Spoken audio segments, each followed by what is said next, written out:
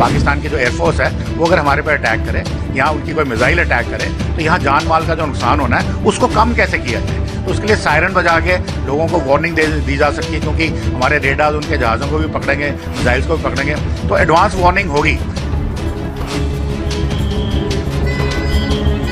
22 अप्रैल को जम्मू कश्मीर के पहलगाम की बैसरन घाटी में हुए आतंकी हमले के बाद केंद्र सरकार ने पाकिस्तान और आतंकियों के खिलाफ सख्त रुख अपनाया है।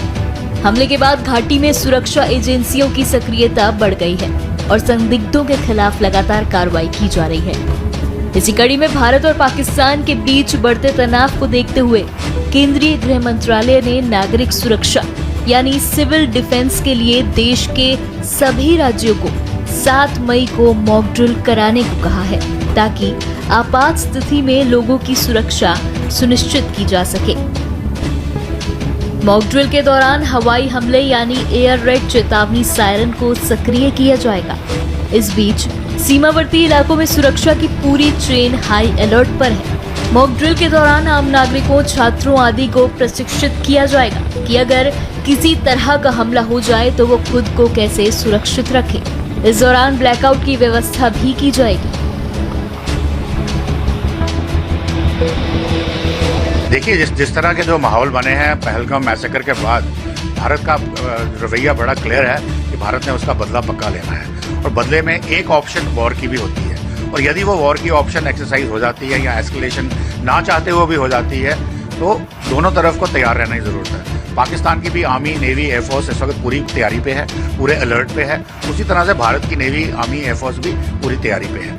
अब अगर भारत की तरफ से कोई वार होगा तो पाकिस्तान भी रिटेलिएट करेगा, और रिटेलिएशन के तरीके क्या हैं, वो हो सकता है आपके काउंटर वैल्यू या काउंटर फोर्स टारगेट्स पे करे, या आपके शहरी इलाकों पे भी कोई मिसाइल गिर सकती है, कोई हवाई हमला हो सकता है, उसमें कोलैटरल डैमेज होगी और सिविलियंस की जान माल की नुकसान हो सकता है। और जब लड़ाई लड़ते हैं तो ये सिर्फ आर्म फोर्सेज लड़ाई नहीं लड़ती है, ये लड़ाई भारत के शहरी भी, पूरा का पूरा देश मिलकर लड़ता है, और शहरियों का भी कुछ उसके रिस्पॉन्सिबिलिटीज होती हैं। तो उस केस में अगर ये हमारे ऊपर हमला होता है तो पहले हमने पैसिव एयर डिफेंस मेजर्स लेने हैं अगेंस्ट एनिमी एयर।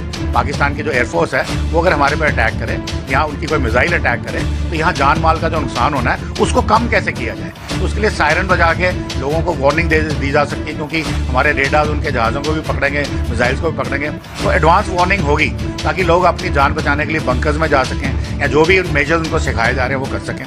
दूसरा, ब्लैकआउट ड्रिल्स हो सकती हैं कि रात को अगर भारत का दुश्मन का जहाज़ आए तो उसको एग्जैक्ट टारगेट ना मिले, और दिन के टाइम तो हमारे लोग भी वहाँ होंगे, हमारे हवाई जहाज़ भी उनको पकड़ सकते हैं। तो इस तरह की जो ड्रिल्स हैं वो करनी ज़रूरी है, ताकि लोगों की जान, अगर कोई इंजर्ड हो जाता है तो उसको फर्स्ट एड कैसे देनी है, उसका जहाज़ इवैक्यूएट कैसे करना है हॉस्पिटल में, ताकि जान और माल की जो क्षति है वो कम से कम की जा सके। तो ये एक ड्रिल्स एक नॉर्मल प्रिपरेटरी स्टेज में है, एक प्रिकॉशनरी चीज़ है जो सबको ज़रूर करनी है, specially the states of Gujarat, Rajasthan, Punjab और जम्मू एंड कश्मीर।